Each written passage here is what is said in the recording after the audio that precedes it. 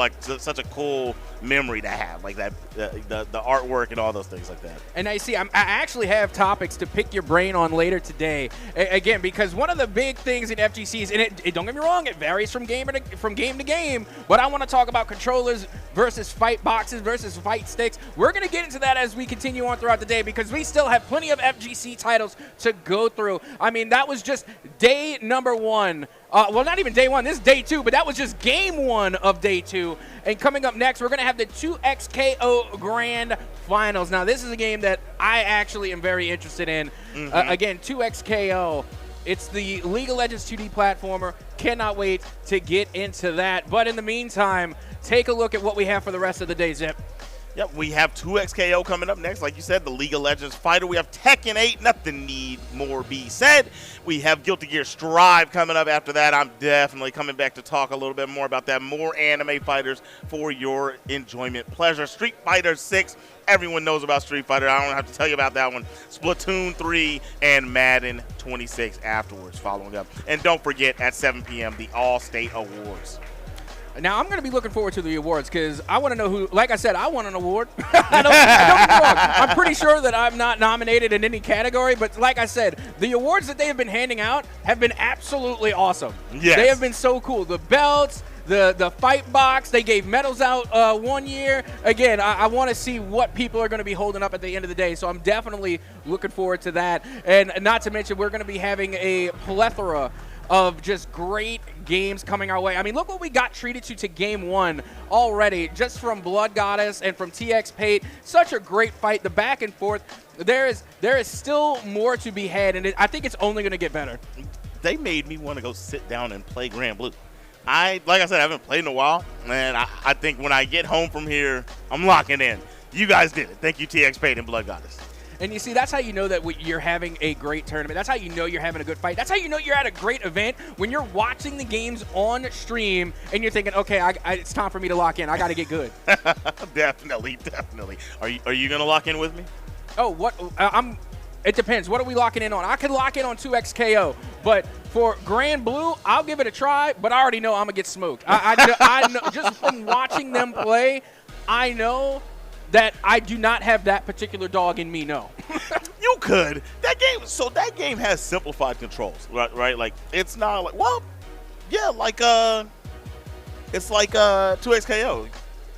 You know, you don't have to do all the inputs like on 2XKO. It's like forward in this button, and it'll do the special moves. That's how Grand Blue is. Yeah, again, I really did enjoy that. And not to mention, because like we were saying, with the different type of play styles that there were, I think that's what intrigued me the most about Grand Blue. Like, if I was getting the Grand Blue, it's because I want to figure out my saws. Like, clearly Blood Goddess, again, able to switch up the play styles between Beatrix and Lucilius. You know, they were able to come with a lot of speed with Beatrix. Again, being able to initiate off the rip the corner trap. Yeah. Really love that type of play style. And like you were saying with Beelzebub, a lot of spacing, a lot of zoning, which I can appreciate because when it comes to other FGCs, I do appreciate the zoning characters because it requires a lot of timing. It requires a lot of practice. You have to be concise when you're creating those openings with the zoning characters. So I want to know what my play style would be. So I completely agree. Like, don't get me wrong, I would get absolutely smoked, but I want to know who would I be in Grand Blue. It's so easy to play the characters. You can just kind of just be like, I'm gonna play that guy and this guy and this guy and that guy. You know, you would, if you played, I promise you'd play like 5 characters. Yep. Well, we still have plenty of titles to get through today. Like we said, coming up next, we're going to have that grand final for 2XKO coming our way here at the TechSep Undisputed 2026 Texas State Championship. So do not go anywhere. We're going to take a quick break, and when we come back, we're going to have 2XKO ready for you right after this intermission.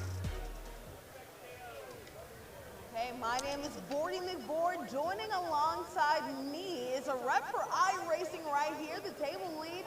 Go ahead and introduce yourself, my friend. Yeah, so I'm Wesley. I've been a part of TechSep since late 2023. Yes. We initially started iRacing in 2023. Me and the commissioner, Mr. Rick Allen, started it. Very gracious, very happy that he was able to get me here and be a part of this. I definitely could not have done it without him.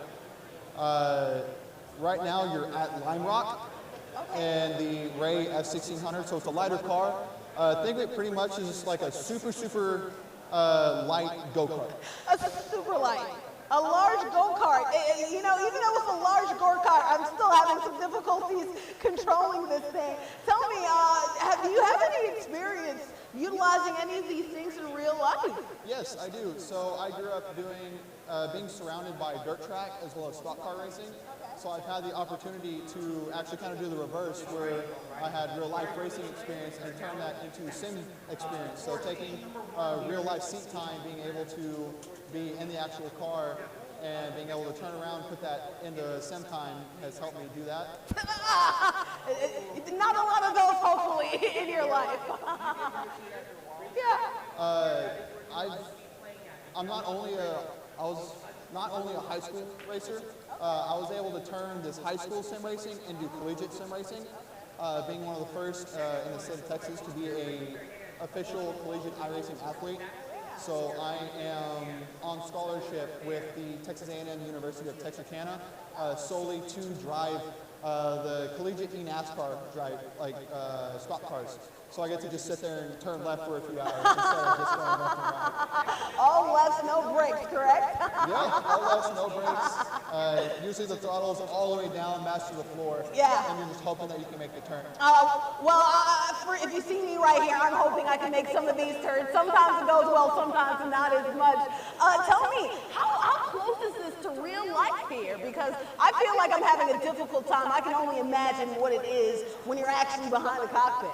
Yeah, so I'll start off by saying iRacing as an application has been out since late August in 2008. So it's been around for quite a few years, more than 10 years, which is longer of a stable platform than most games that we've seen, right? I mean, Smash Bros. Lets out a game every few years. Tekken lets out a game every few years, and the old one kind of dies off, but not iRacing.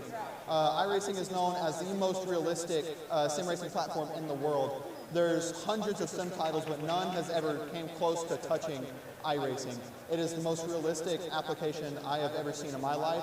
And there's real-life drivers, say Dale Earnhardt Jr., Jeff Gordon, Carson Hocevar, who just won at Talladega in the NASCAR Cup Series.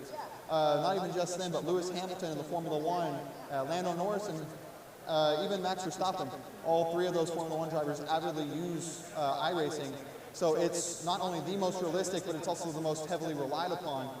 So many different manufacturers also use iRacing as a basis to help get a feel, get a gauge of the car.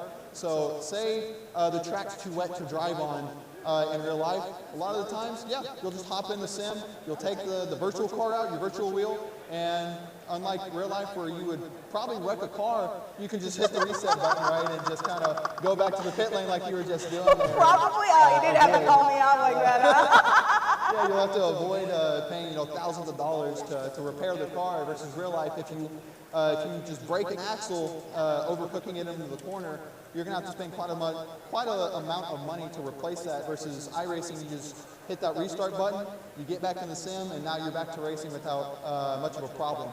So I realistically would have totaled a lot of cars, basically, in our last couple seconds, unfortunately. You would have totaled the car. You'd probably be in the hospital with a few neck and back injuries, some whiplash, and maybe some broken wrists as well. So thank goodness for iRacing, basically. Saving a lot of lives here, and basically saving my life, making sure I don't get behind the wheel at such egregious speeds. And you know what? Even though I've crashed a million times, time and time again, I'm still trying and I'm still getting up. It's part of that mentality that you talked about, right? Keep on going, and you never know where it might take you, right?